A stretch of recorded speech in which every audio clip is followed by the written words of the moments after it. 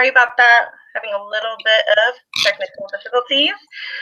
Welcome to our very first Google Hangout, and I am Paulina, one of the co-founders of San Diego Style Bloggers. I'm super excited to have Lauren Michaels from Pinterest, a Pinterest community manager, who will be kind of giving us insight onto Pinterest and the power of pinning. Before I jump on over to have her present, I did want to tell you guys that this session is going to be saved to our YouTube channel, so make sure to check it out. If you want to review it, or if you want to share it with any of the other bloggers, feel free to do so. It will be on our YouTube channel, which is at SD Style Bloggers, or we'll also post it on www.sandiegostylebloggers.com. Make sure to follow us on all of our social media. If you have any questions, we'll try to gather those and we'll try to get those responded. But if we don't, we'll try to circle back and let you know what the answer is. So without further ado, I do want to thank Lauren for joining us today. I'm going to pass on this presentation over to her, and she's going to go ahead and let us know all about Pinterest. Let's see.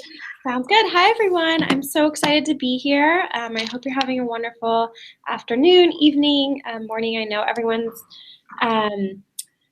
just coming in from the end of the day from work. I'm so excited to be here. So let me just give me 1 second, and I'll start sharing the presentation. Okay.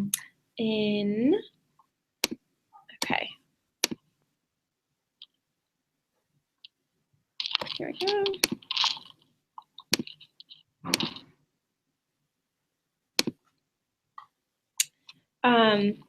Paulina, are you able to see? Are you able to see the slides? I am, yes. And are you seeing them move? Yeah, I'm seeing your deck. Are you seeing? I just want to make sure that I set up. Are you seeing the next level pinning? I'm seeing your first slide, which is okay. I might have to do it. Might have to do it this way. Apologies. No problem. So we'll just do this way, and I'll kind of go down. I'll go down the slides. I think this view will be best. Or maybe let me try. Actually, can you see them switch now? Yeah, I see your first slide, and then when you click on the second one, I can see your second. Okay, and the next one? I don't see the next one yet. I still see just like the Pinterest logo. Okay. Sometimes it's hacky, sometimes it works, but I'll just, to be safe, I'll do it this way, and we'll just go along the flow from here. Okay, so first, I'm really, really excited to share more about how you can be a better pinner and really drive traffic and expand your reach on Pinterest. So just a little bit of background on myself. I've been with Pinterest for 3 years now, working across various different amount of functions, but most recently I'm working with all of our great top pinners and influencers to really help them educate on the platform, have all the best tools and tips in hand so that they can be successful on Pinterest. So without further ado, I'll dive in. So just a few more high-level things on what we'll talk about today. So there's really 4 main areas. So the first will be on, which content pinners are looking for. So kind of taking a deep dive to understand, how to build great content strategy on Pinterest. Which boards work, which pins are best, and really how to improve your profile and pins. So I'll be sharing some really great best practices that can help optimize that content you're creating, especially if you are an original, if you do create original content like many of you do. And then thirdly, we'll just be more around how to make your website more pin friendly, sharing a lot of our great business tools and tips that many of our partners use as well. And then what we like to call all of the money questions. So that encompasses, how to collaborate with brands. I will do like a step-by-step flow on promoted pins, which is our ads product, as well. And I know we will have time for questions, so feel free to send that over, type it in the box, and I can answer those live afterwards. So it's good to start off just wanting to share a little bit more about Pinterest. So I think many of yourselves are bloggers, have websites. Just kind of take off the lens of how you use other platforms, and really what Pinterest is about is building this catalog of ideas. So Pinterest is for everyday useful ideas that you want to find on whether that be making dinner for your family, finding an outfit to wear, how to style yourself, or how to make a project with your kids on the weekend. So really, it's all about everything that's very useful and helpful, and really connecting you to those ideas. As well. So we like to think of ourselves not so much as a social network, but really more along the lines of, discoverability and search and helping you find those ideas, because people and pinners are really driven more towards the idea on Pinterest versus that social connection that they may make on other platforms like Twitter or Facebook. So just really high level, some of you may be familiar on just how Pinterest works, but we kind of like to divide it into 3 pillars. So first, discoverability. So what's really neat and really special about Pinterest is that you can find content within a few types of ways. So that being in feeds, in your home feed, in search, and on boards. So there's a lot more just organic channels to find your content on Pinterest. So once pinners are coming on the platform, finding those ideas, they're then coming on and saving those to the boards that they're building out, really as an organizational mechanism. By saving that, they are repinning that to a board. So really saying that, hey, I want to try this idea for later. I want to add this recipe to my healthy dinner board because they want to cook, they want to try and cook it later. They're either saving ideas through Pinterest to their boards, or what's really great too is the pin it button. If that's embedded on your site, that allows any of your readers or audience to pin right back to their boards. So great way to get content in the ecosystem. And then people are really coming out and doing those things. So once they've saved ideas, whether that be a project or a pair of shoes, they're wanting to try, buy, or really learn more from your pins as well. I mentioned that Pinterest kind of falls along the lines of more search and discoverability, but here's a great example. So we've done a lot of research and look into just how kind of the pinner behavior works. And what's really special to Pinterest is that pinners are coming on to Pinterest. They have a type of interest in mind. They have a type of idea. Let's use cooking as an example. They want to make something. They want to make a dinner for their family. They're really in kind of this consideration phase, and then they're coming onto Pinterest, and we're really helping them narrow down to that specific idea that they want to make. So they come on thinking, hey, I want to make a healthy, dinner for my family, and then we actually help them find, a healthy taco recipe to make for their family. So that's why, and I'll cover this later, that being really specific on Pinterest, using those keywords is really going to help drive discoverability as well. So that's what's great, just on how kind of helpful to put yourself in the mindset of a pinner as well when they're coming onto the platform. And just kind of take a look, at the ecosystem. Many times people, want to know, how big is Pinterest? What's really on there? So for reference, we have 50 billion pins with over 1 billion boards, and to date, we do have over 100 million monthly active users. So a lot of growth, a lot of people with a lot of interest. So it's really exciting, especially for you as content creators, to be able to have this opportunity and reach people, in all different types of verticals. And what's good to point out too is that a large part of this audience is international. So we are really focused on becoming a global company. So if that's really a focus of yours, there's definitely the audience to reach there. And really that it's for anyone, demographic wise. So, it's for your mom or your best friend. For guys, about a third of signups come from males now, or for a teacher. So really for anyone, again, kind of going back to this idea of, everyday useful ideas. So now I'm just going to dive a little bit more deeply into kind of what pinners are looking for now that we've kind of touched on, how they're using Pinterest and what their journey is looking like. So we recently did a study with a third party and kind of found that, pinners are coming onto Pinterest and really, looking to plan for life's biggest moments. So that could be, everything from marriage to buying a home to remodeling your home to taking a vacation. And what's so unique about Pinterest is that, at any stage of any of these life interests, you can really share your ideas.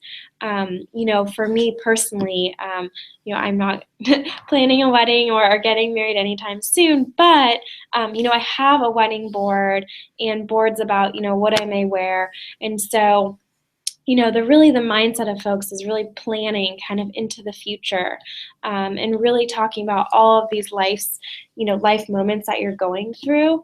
And that's especially kind of important too if you're a content creator. So let's say that you are a food blogger, and for instance, you just have food content on Pinterest right now, which is fantastic. I would take a look at and kind of think more from a 360 perspective on what else could you be talking about on Pinterest. So what are your personal interests, your passion projects, your quirky interests? What are you planning for?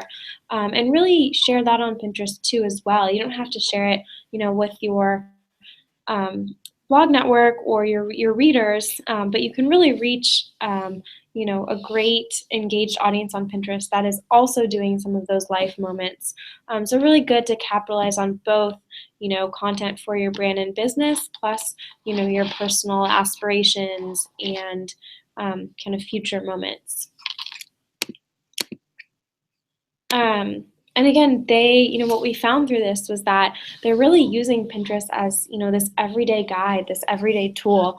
There's actually a recent article that came out that this young lady had used Pinterest for 1 week, and she would go on Pinterest, look for an item of clothing that she had in her closet, type that item into Pinterest, and plan her outfit from there. So really this idea of just like everyday kind of utility and being able to really use Pinterest for, anything in your life. And you can kind of see here that, the red shows monthly Pinterest users over the percentage of other platforms. And you can see that, just how high it is for people using Pinterest that plan for their everyday moments and really help them learn how to do things. And I'll touch on the learning aspect. And, what's so important about that is, Pinterest has this ecosystem of just so many great ideas across all verticals. And a vast majority of this content is really coming from content creators like you, so like bloggers and websites and brands, because people really like to explore and find pins that lead back to something more useful to them. And that's really the traffic and benefit of Pinterest, is that people really want to connect with pins that feel authentic, go back to, a blog post that shows them more, ingredients, how to make it or how to style it. So that's kind of where the learning guide and approach comes in. I'm just jumping a little bit more into specific categories just so you can see. So we looked at a few categories, first being food. So you can really see, how many people use Pinterest in red in addition to these other sources. So you can see that 79% of folks use Pinterest, in replace of food websites, in addition to food websites. Same for food magazines and food TV. So people are coming on to really find, great ideas on Pinterest, along with the traditional sources like websites, magazines, and TV. Similar to fashion, 50% of people use Pinterest in addition to, going on fashion websites. And then same for beauty content, 60% of folks using Pinterest in addition to beauty websites as well. And I mentioned just kind of, how great it is to go through this learning, stage and having Pinterest be a guide for you. And that so much of this content does come from content creators, brands, or, businesses, bloggers like yourself. And actually 2/3 of what people are pinning come from content creators. So that's really exciting, and what I, really love to hone in on is that experts are really at the heart of Pinterest. And they make the experience for pinners. They provide that valuable content. So especially exciting, if you are creating original content and running an active website and business, that you can really find some great value from Pinterest. So now I'm going to dive a little bit deeper into just how to improve your board strategy. So first and foremost, so when you're kind of thinking about which boards to do, and I'm not quite sure, I think some of you, may have started on Pinterest, some of you, got it going and you're rolling and cranking. But just in general, I kind of like to say, on average, pinners have around 20 or so boards. You don't have to stick to that number by any means. If you're just starting out, I like to think of, have 10 to 15 boards that reflect both your brand and business and you personally. And when you're thinking about it, again, just kind of put yourself in the mindset of a pinner. Think about how you can really have specific content to help them, find exactly what they're looking for. Pin your content and your inspirations. So many people come to me and are like, Lauren, I want to create this board all about, let's just say, fruit cocktails, but I only, create a cocktail once a month. Like, what do I do? And I'm like, that's great. It's completely okay to actually, create a board and pin content from within Pinterest by searching, by pinning content from some of your favorite websites. So creating boards doesn't have to be all of your own original content. And in fact, it should really be a 50-50 balance. You want to create boards where you feel like you're in line for a coffee shop, at a coffee shop, and you can pin for a minute or two, or you're coming home from, the evening and you're in bed and you can take 10 to 15 minutes and pin. And then when you're at work kind of in really in the element, that's when you can work on some original content. And then just really focusing on being really search friendly and descriptive. So more and more we do pick up on, those search friendly keywords. Being really descriptive within the pin description is going to help with discoverability. And that keywords, really do matter on Pinterest. Hashtags don't, which often surprise folks, but they're simply just, a holdover from Twitter. You could hashtag food and write food alongside each other, and they don't make a difference. And then just keeping it fresh, and regular. There's not a cap limit to how many pins you have to have per day. Just keep in mind that people, will follow specific boards of yours versus, a whole account. So you want to keep it fresh and relevant to them. So pinning weekly is often good. That said, you may have a seasonal board, about Easter that's not relevant in October, and that's completely okay. But just pinning around that time is good to keep in mind. And again, just a few kind of best practices when you're thinking about, okay, I have my boards, now what do I do? 3 questions I really like to ask myself and ask others are, which topics are you an expert in?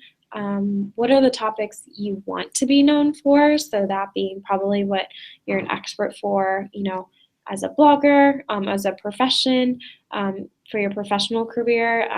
What are the events or moments you can really help with? So that being, hey, I always love the holidays. I don't talk about this in my blog, but my house is always decorated. I love making recipes. Share that on Pinterest.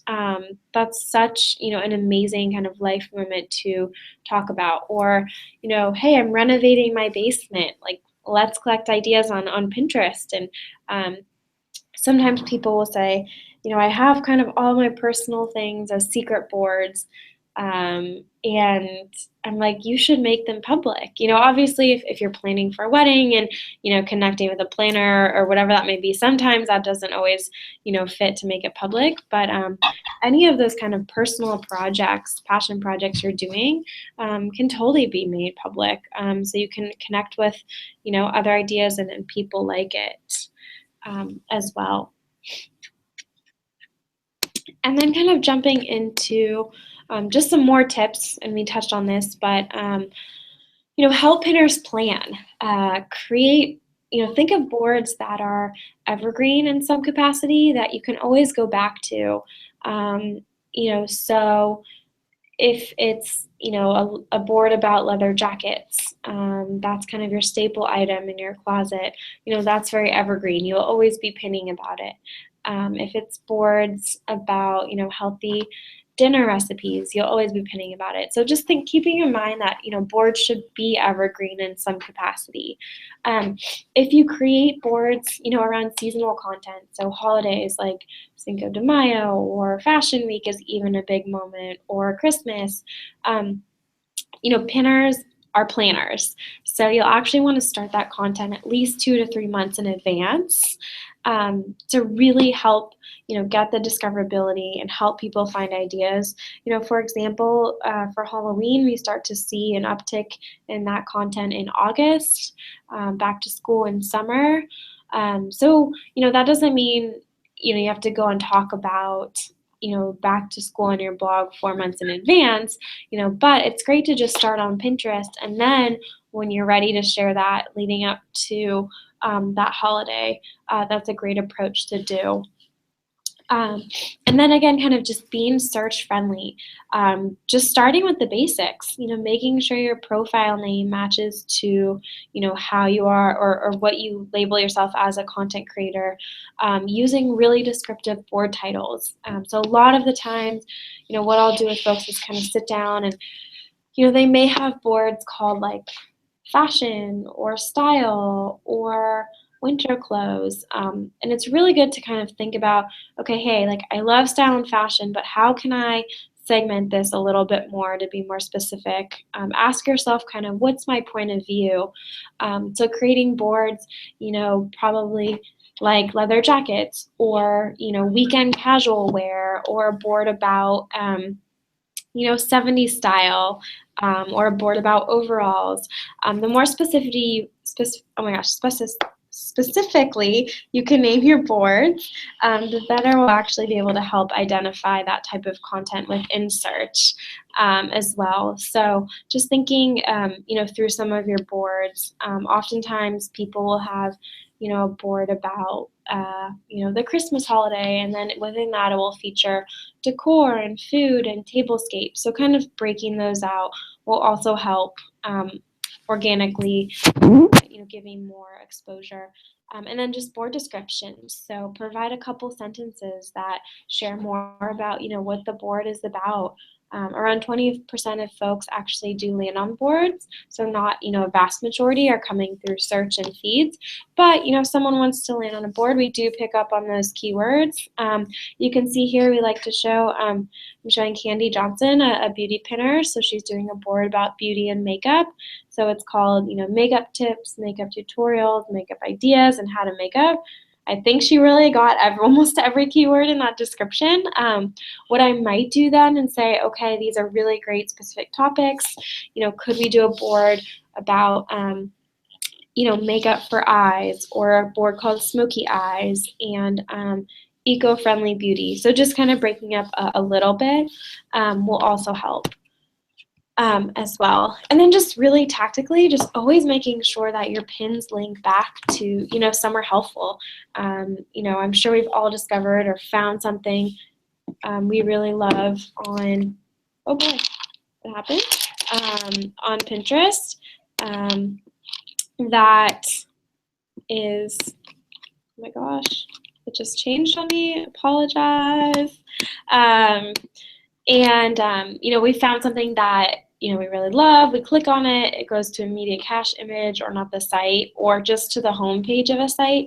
So always making sure that those pins do have an original link back will really be helpful. Now diving into more on how to improve your pins.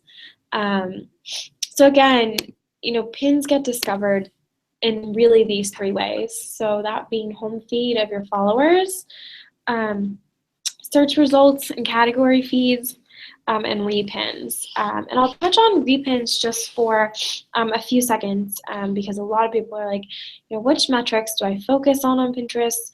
What kind of determines success? And with Pinterest, I would definitely say, engagement. So you want to really focus on driving repins, and some of these tactics I'm going to share will really help do that. But also including clicks and impressions. So followers is one metric of Pinterest, but functionally and it really works differently than a Facebook or Twitter. That being said, because anytime someone is repinning your content, so if I go and I repin Paulina's taco pin, that's going to be seen to my followers, who are then going to repin it and they're going to share it with theirs. So organically, you're actually reaching 10x the amount of people. On average, the pin gets around 11 times, it's repinned around 11 times. So kind of use that as your baseline, but really focusing and using these tactics, being search friendly, detailed descriptions. I'll share some more things like text overlays will really help drive those repins. And that's what I would focus on versus just externally your numbers of followers, because you could have all the followers in the world and really no engagement on Pinterest, and that won't help. And so really just kind of looking at that. And if you haven't accessed your analytics already, I would say kind of step 1 from today, make sure that you do convert to a business account. So if you go to business.pinterest.com, I'll be sharing these links at the end, you're able to easily convert to a business account, which will then provide you access to analytics, which we'll run through later. So just to kind of understand, I'm talking a lot about just being detailed and descriptive. So we took a look here at just 2 different pins, so very similar, just product, product shots, nothing, very exciting or there's not much aesthetic to it. But you can see here on the right, it's called Gray Loose Knit Sweater, and then on the left, is a really great description saying how to dress it up, what to wear it with. Really puts that pinner in the mindset of the sweater and how to really utilize that. And this pin actually drove more repins. So you can see that really making it descriptive is best. Again, there's no character limit that is best or sentence description. Just kind of always asking yourself, hey, is this description useful? Is it thoughtful? Am I really providing that 360 approach to the idea? So here I'll go over just a few tactics, but description, step-by-step, and how-tos, list, text overlays, and we'll jump into those 4. So again, detailed descriptions. Here are some really great examples from a few brands. I'll just go scroll like this so you can see them. But here's one on the left. Again, a simple sweater and shirt look, with a really great description setting the tone, dreary weather. It's from Gap. It's showing you that you can add pops of color, and also really great keywords. So wardrobe, Gap, closet, dreary weather. Again, more from Target and Overstock. So that really does help. And the detailed description can be applied to, original content. So any pins you're uploading to Pinterest that are new, or, putting a description on just anything you're pinning from around the web and bringing it into Pinterest, or just repinning on Pinterest. So, if you're just searching around Pinterest and you find, a look or an outfit that you like, adding kind of your own brand and voice into what you would do with that or how you would pair it is really great. And then I'm just going to scroll up, and then moving into instructions and how-tos. Pinners really love to consume this content, and I think that's because it's so accessible. It seems very real. You can go do that on the weekend or on your own. So if you are a content creator, that loves kind of putting looks together or making projects, anything with instructions, sharing that in the description, or if you have a bunch of photos like you can see here from Brit & Co, actually kind of collaging them together to show the step-by-step it will help you really, gain momentum around that idea. And then jumping into lists and text overlays. I'm sure we've all seen kind of the famous text overlays on Pinterest, but if you search really anything on Pinterest, you'll most likely see text overlays appear. And that's really because, 80%, over 80% of our users now are on mobile. So, having that simple text overlay with just a few, words can really help someone grasp what that pin is about. So you can see here on the left, just an average bookshelf in a room, but that person was able to say 8 tips and tricks to styling a good-looking bookshelf. Many people ask me, hey Lauren, I don't often include text overlays within my blog or my blog posts. Totally okay. All you really need to do then is just create an original pin for Pinterest, an original photo. The text overlay image doesn't need to live in the blog post, but it really does, give people a sense of what that content is about. You don't have to go overboard and do it on every pin moving forward. I would kind of test and learn, play with some how-tos, play with some text overlays, then wait 20 to 30 days to kind of see what's working best for you and for your content. And then you can kind of see, which is performing the best. And then also just to note that, since a large portion of pinners are on mobile, that vertical-based imagery does do best on Pinterest.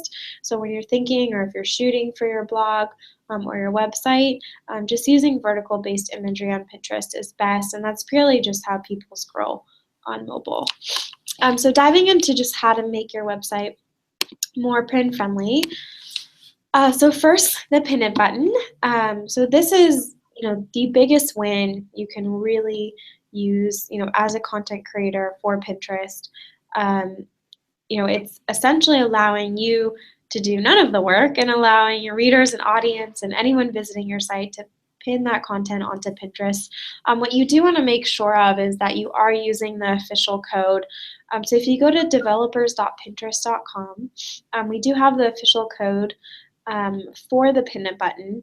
You'll want to make sure that you're using that simply just because if something breaks and when we start to track it, if you're using it through a third party, we're not able to fix that for you. You can choose to add a static or hover pin it button. There's some different branding we now use with our logo that you can use. So I would say, that's definitely the first tool in getting your content into Pinterest. And kind of the special and, really funny thing about Pinterest is that, we've seen a lot of folks that aren't even on the platform yet that, Pinterest is in their top 3, traffic referral sources. That's really because people are pinning content, from their favorite inspirational sites or websites onto Pinterest. So having that pin it button is just kind of the icing on the cake. Widgets. So these are really fantastic, especially if you are doing blog posts or editorial. And what a widget really allows you to do is embed content within your post. So let's say you're doing, you're doing a lot on summer style, let's say, and you have a board about summer shoes. You're going to be blogging about it a few times over the month. You can actually embed that board within your post, either top, middle, or end, to actually say, hey, check out more of my great summer shoes and ideas on Pinterest. And this allows your readers to actually click and go right back to Pinterest. And this is also in real time. So anytime you are, adding content to that board, this widget will be updated. Same for pin widgets. If you're kind of just doing a roundup post of, your favorite summer style outfits or looks, you could select 5 pins. They don't have to be yours. They're already credited, and embed that right within Pinterest, and it goes back to that original pin. Rich pins are a great way to spotlight your brand and info. So I'll scroll down just, oops. I'll scroll down just a bit here. So rich pins really, if you, are a blogger, you have lots of articles, or you're a food blogger, you have recipes, or if you have some type of commerce line, this is a really great way to add more information on the pin. Again, another kind of great way to make this more useful. You can find that coding all on our developer site. And all you do is have to just go to our rich pin debugger and debug a URL, and then we will just start scraping your content from then on out.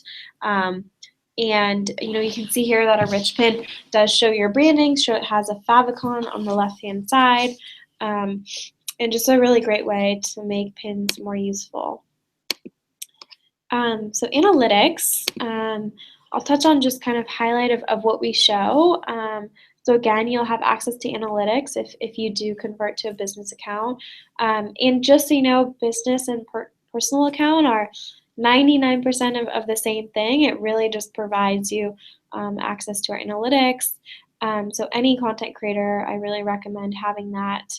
And really using our business site as the go-to resource for all of these tips and tools and best practices. But for analytics, we offer 3 different versions, so you can see profile metrics, impressions, repins, and clicks for the top pins from your profile, any domain metrics that are coming from your website, popular pins, you can see kind of your standard device reporting, and more in your audience as well. So where are they coming from? What's the gender split? And what's really cool here is actually you can see, very high level what they're interested in. So I like to reference this at least once a month because maybe, your audience is into, healthy dinners and maybe that's not something you've talked about, but then you kind of ask yourself, okay, hey, I actually, like creating healthy dinners. What's my perspective there? And, creating a board, you already kind of know that your audience is really eager to see that content. So just wrapping up kind of before we go into promoted pins and collaborations, 2 sites to kind of reference and bookmark for Pinterest is our business site. So you can see everything on analytics, creating great pins, case studies. That's at business.pinterest.com. We also have an up and running blog that we feature really great content weekly, so I would check that as much as you can. And then our developer site. So all the coding, official coding for pinned buttons, widgets, and rich pins. So that's really great to provide to your developer if you do have that component for your site. And now we're going to dive into promoted pins. So promoted pins is our ad product, very similar to Facebook. And just as of a couple weeks ago, anyone in the US with a business account can now promote their content, which is really exciting. So the look and feel, if you haven't seen a promoted pin, feels very consistent and relevant to any other pin on Pinterest. You can see these promoted pins within feed. So allowing for really easy discoverability, we want it to feel very authentic and consistent. The behavior of a promoted pin is really the same as organic. You can do a close-up view, you can repin, you can like, you can click through. And the destination really goes to a link of your choice. So this can go to a partner site if you're doing a collaboration. It can go to your website, any destination of your choosing. And just kind of high level touching on which campaign types we offer. So there's 2 campaigns, traffic and engagement. So standard CPC, click per click, cost per click, and CPE, cost per engagement. So really the goal with traffic campaigns is driving clicks to your website, getting that momentum back to your content. You can have 1 or many pins per campaign. And the budget, just so you know, so for both campaigns is on a per day basis. And I'll show you more on how to do this. And we have really great targeting I'll dive in as well. And then just briefly on engagement campaigns, the goal for this is really, branding on Pinterest. It's giving that boost, getting those repins, and really any type of, action on your content to help it, continue through the ecosystem and get more discoverability and eyeballs within Pinterest. We have a variety of targeting, but what's really exciting now is when we first started, we just had keywords, and now you can also target on interest, which is really, great, because then you know that that person will have an affinity with whatever, idea, project, or pin you're promoting. So you can target location, gender, language, keywords, interests, and device.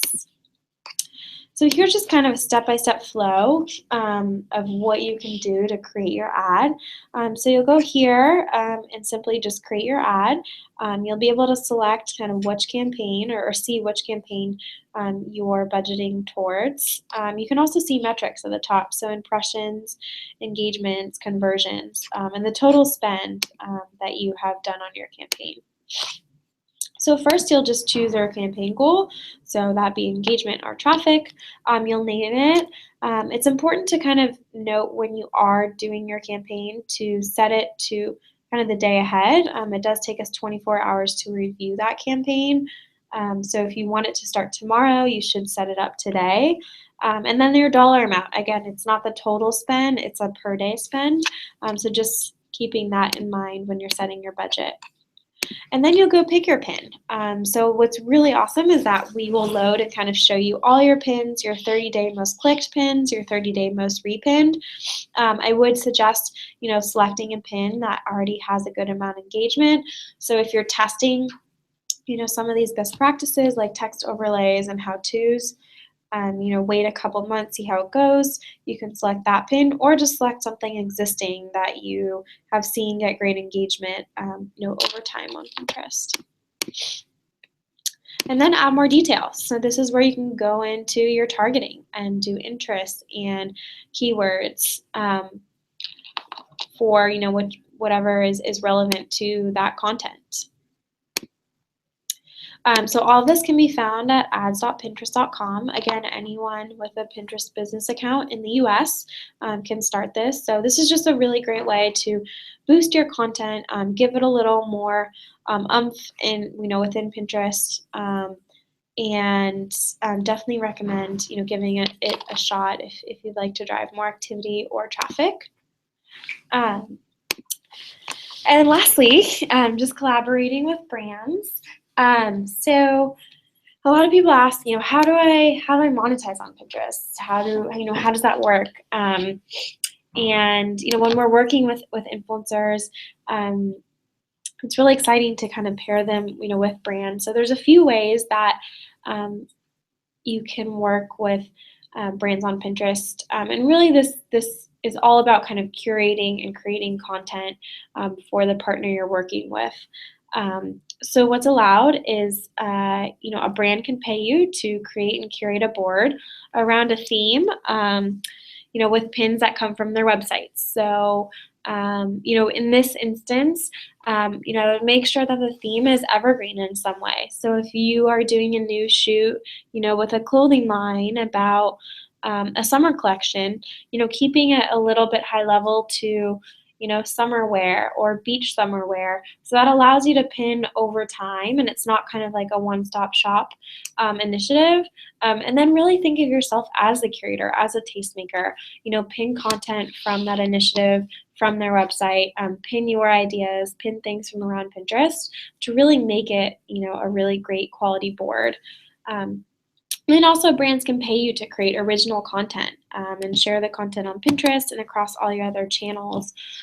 So this could be, they have a product, they come to you and they really, they say, hey, can you design a product or look with this item? You can shoot that, pin about it, blog about it, and then this becomes an original pin from the brand. And then oftentimes they can put some ad spend behind that as a promoted pin.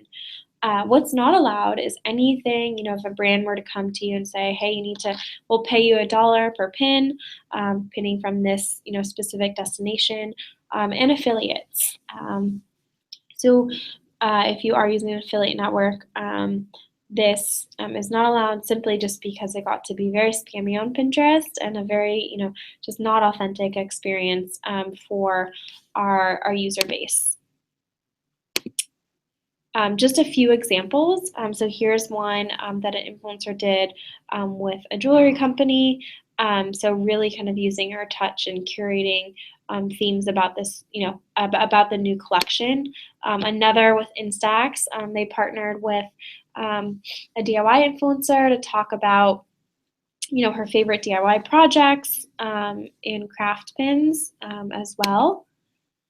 And here's where I mentioned you can create original content for brands. So great examples from brands like Gap and Coca-Cola and Glade. They partnered with an influencer. They created that original content, and then that was a pin on Pinterest. And then lastly, which I'm really excited to share more about, is that we are now soon having a more formalized tastemaker program on Pinterest.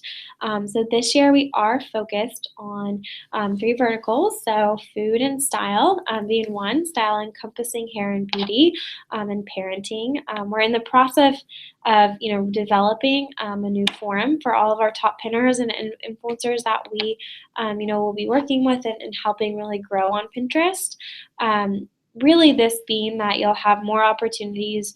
There's going to be more featured spaces within the product to really highlight great content from our tastemakers, whether that be in shop, which you can see here on the left. So if you are using our mobile app, you search on the search icon, we do have a new shop space on Pinterest. So any pin you see with a blue pricing tag, that is a buyable pin. So there'll be more spaces like that where we'll be working with folks to, curate buyable boards.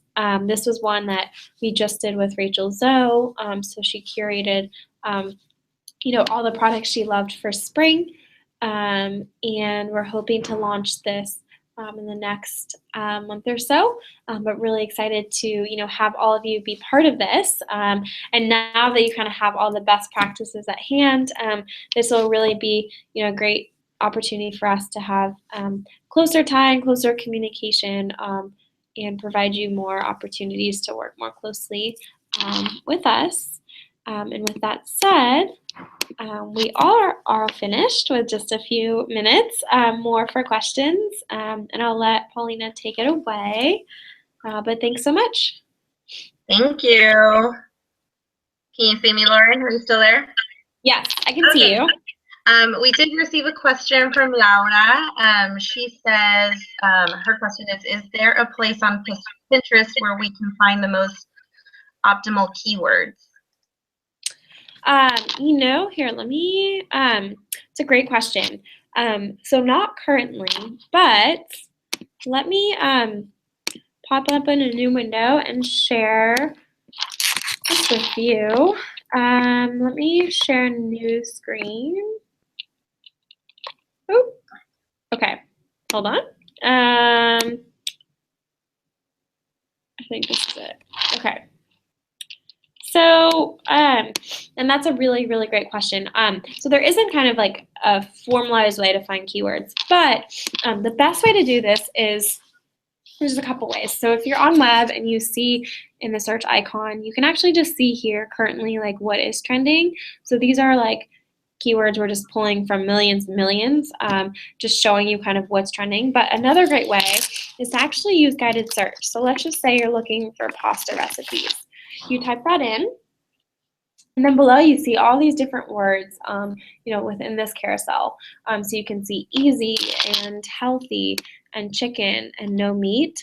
These are actually keywords and things that pinners are looking for. Really, again, kind of helping, again, narrowing down specifically to help them find an idea. So let's say I'm searching for vegetarian pasta recipes and I want that for kids. So this is a great way to kind of look on, which keywords there are, help you kind of come up with specific content ideas. So hopefully that helps. Yeah, definitely. I guess my question is there a character limit to that description? I know you mentioned that the more descriptive, the better, and